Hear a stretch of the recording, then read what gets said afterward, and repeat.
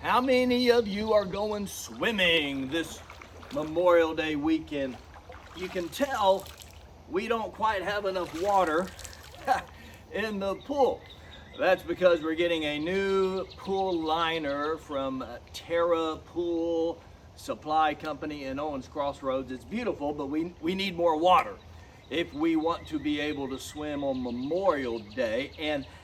And I know on Memorial Day, that's what a lot of people do. You open the pool, or you grill fatty meat, and you enjoy being with family. It's a holiday. But what I pray is you remember that it's also the day that we remember those who have given the ultimate sacrifice to preserve the freedoms that we have in our great country.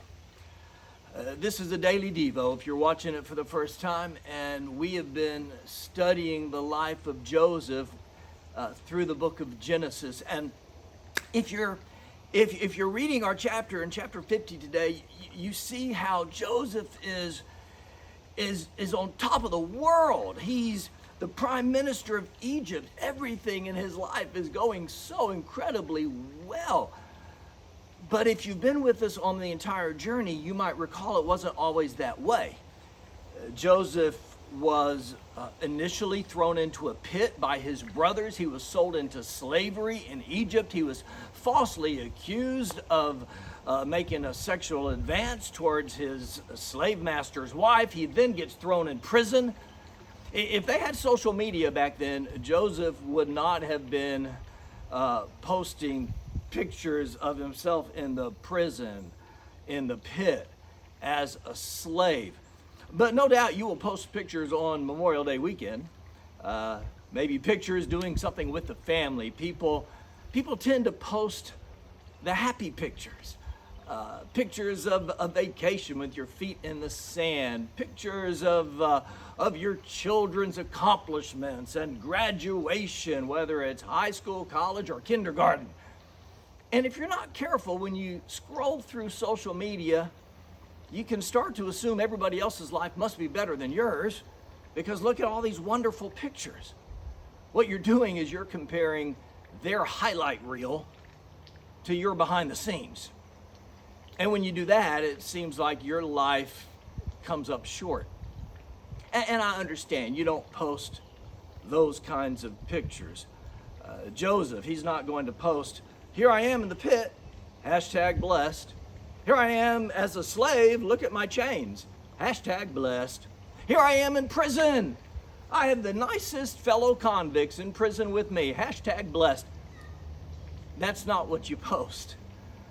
But as we read about Joseph and as we celebrate where he is now, don't forget where he was. There's a verse in Genesis 50, it's the 20th verse, where Joseph says to his brothers, what you meant for evil, God meant for good. The brothers were afraid that Joseph was going to exercise payback. Now that their father was dead, the brothers were afraid Joseph would come after them, since they are the ones who sold him into slavery. But look at Joseph now. He's running Egypt. And so he looks at them and he says, what you intended for evil, God meant for good. Because of all that happened, I ended up in Egypt. I ended up the prime minister. I saved all of these people's lives during a terrible, terrible famine. Truly, he is #blessed.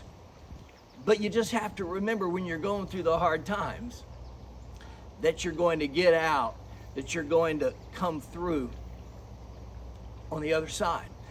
Genesis 50:20 is kind of the Romans 8:28 verse of the Old Testament.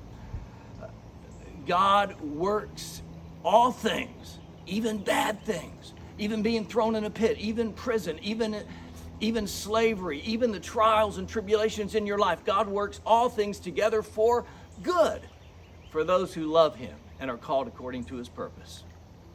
I love God. Don't you love God?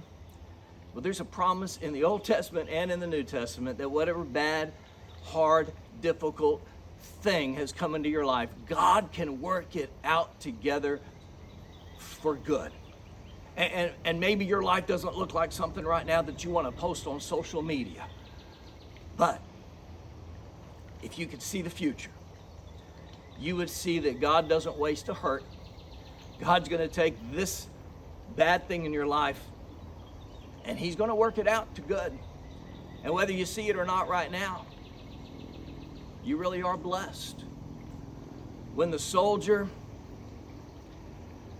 gave his life, making the ultimate sacrifice on the battlefield, and that soldier's widow or widower was contacted and told that their loved one, their spouse, was lost in battle, on that day, they probably did not feel blessed.